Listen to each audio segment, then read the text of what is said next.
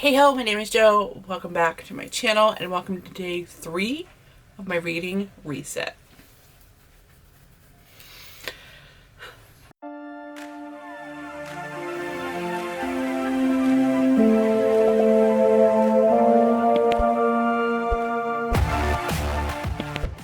Hello there, if you are new here, my name is Joe and I am Fight and Read Like a Girl, where I do things bookish and polished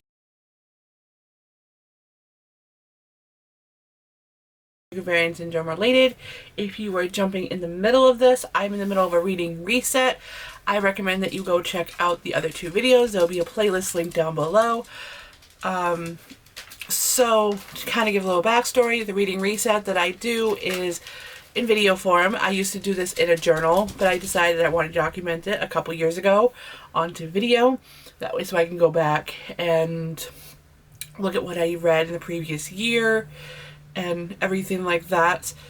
More or less, these videos are for me, but I do put them out on YouTube for others to enjoy as well. So let's go ahead and dive into day 3. I have 5 books I want to talk about, but I have a lot to say about them. I feel like this video is going to be super long, so let's dive in. Okay, so narrowing these books down to just 5 was really hard to do. But I went with the books that really kind of stood out to me and the ones I found myself thinking about like later on after I read it. There's a couple of these that I'm still thinking about, and I need to share them. I need to get them out because a couple of these I feel like everybody should read. So I don't want to chat too much in this video because this is going to be super long anyway. So let's get started. Alright, first we have a middle grade, which is Wish by Barbara O'Connor. So this one was super adorable. I am a huge middle grade fan. This one kind of brought me back to childhood for me. And me like always wanting to like wish on something and always found a reason to wish on something. So this little girl wanted a dog, and she would just make wishes on anything and everything that she can, and it was just so super adorable. Let me see if I can find an example of a wish that she made.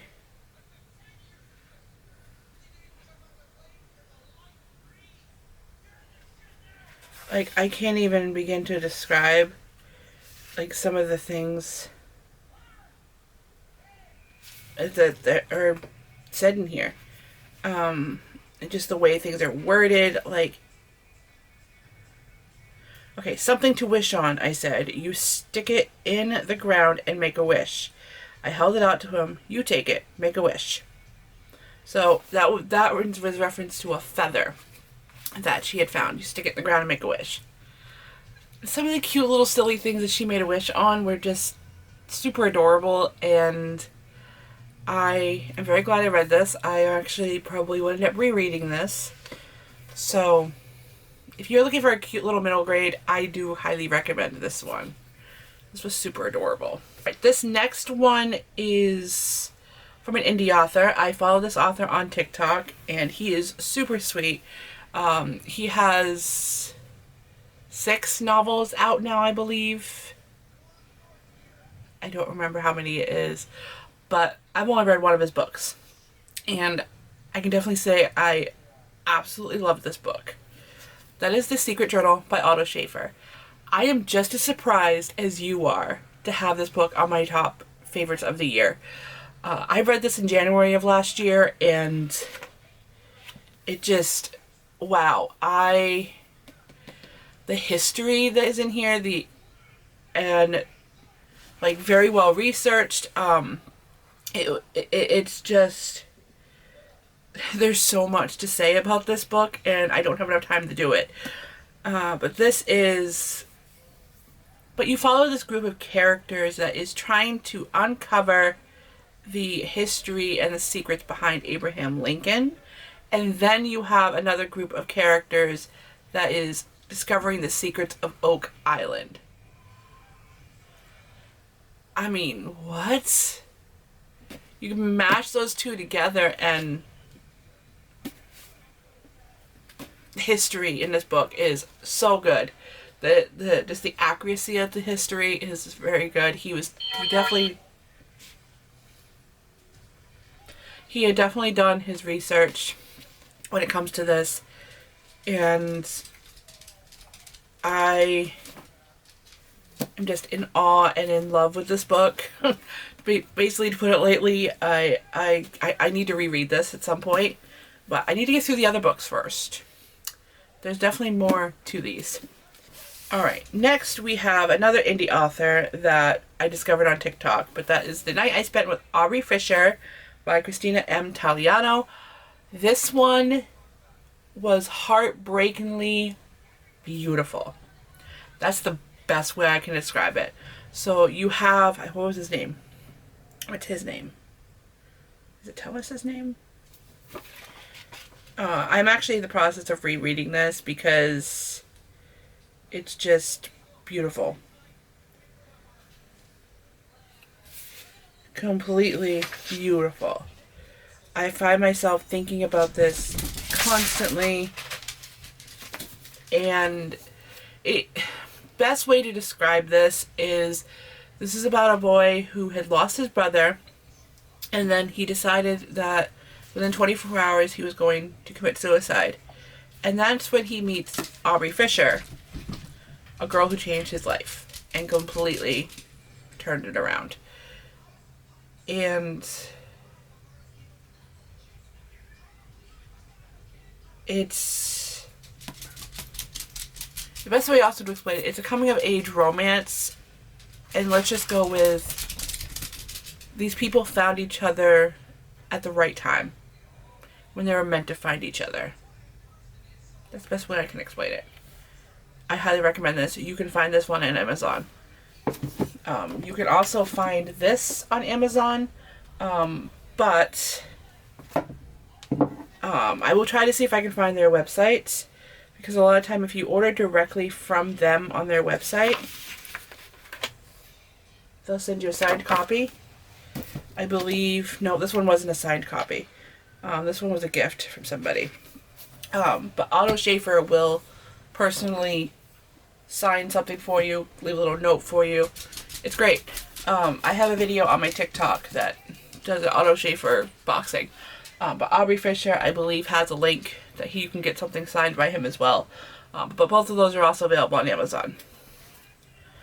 Alright, this next one, I found myself thinking about it constantly. I'm still thinking about it. I even gifted it to my brother for Christmas. And I've had the complete honor to meet this author. I met her twice, actually. And she is super sweet. Reading it. Like, you know, I cannot get enough of this book. I am so happy that at one point I picked up this book. I don't even remember how I came about it, but that book is The Gathering Room, The Tale of Nellie Butler by Michelle E. Shores. You can find this on Amazon. I've had the wonderful pleasure of sharing this book and like with my annotations with the author, and like she even wrote like a blog post about like meeting me, but this takes place in Maine in like 1776 ish, and it's based upon a true story, and this book is so hard to explain, but like it's literally a piece of Maine folklore. I can never say that word. Maine folklore that would just keep you going and keep you engaged from the first time you read it. And this author is super sweet, and I definitely hope her and I cross paths again soon. And she has rumored that she's doing another book, so that was very exciting. Oh, 1797, excuse me. And so this is, so you have George Butler, who has returned home. He's hoping to start a family with his wife, or he gets engaged, starts a family, something like that. I can't remember. It was like the beginning of the year I read this. But this has like a supernatural twist to it. And I just absolutely loved this book so much. Alright. Last but not least, we have a nonfiction book. Nonfictions don't normally make my top books of the year. Like my top 5 books of the year. However, this one has had a huge impact on me. I've found myself thinking about it a lot. And I follow this lovely lady on TikTok and YouTube and all of her social media platforms because she's wonderful. But that is The Inbetween by Hadley, Valhons, RN. She is a hospice nurse, and she wrote down some of the unforgettable stories that she's come encounter with being a hospice nurse. And, you know, it almost kind of like, I would say, inspired me to become a hospice nurse. But I really do love my job as a DSP. Which, you guys, if you don't know what that is, that's a direct support professional. And it made, this book had like made me think about, you know, the times that I've had, the things that I've had to deal with as a DSP. It made me think about some of the ones that I'm taking care of now. And this is just unforgettable. Completely unforgettable. It is a memoir of, like, for her. And I don't even know how to go about describing this book. But if you are at all considering the medical field, or if you are in the medical field, I recommend picking this up. And I mean, even if you just need a good cry, go ahead and pick this one up too. I usually don't rate nonfiction either, but I definitely think I rated this 5 stars on Goodreads. Like, this was just so good.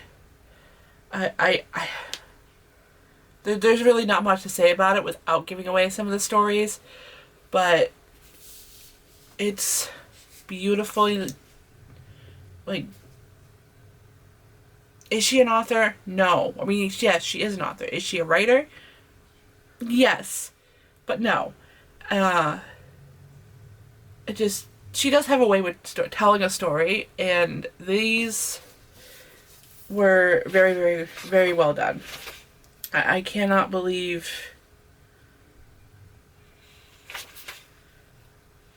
just the stories that are in here. I want to say my favorite story was Edith. And you can find her on TikTok. And she does talk about some of those stories on her TikTok. And some of the stories that are on there are in here, like more in depth. I can't express this enough. This book was awesome. Alrighty, so there you have it. My top 5 books of 2023. 2023 was a very good reading year for me. And I'm hoping that this year is the same. But if you made it this far in this video, thank you so much for watching.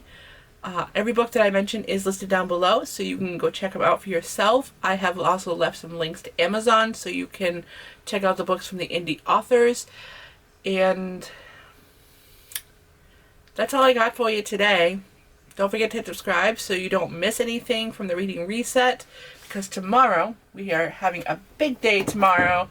Tomorrow, we are talking about my January TBR and my goals for the year.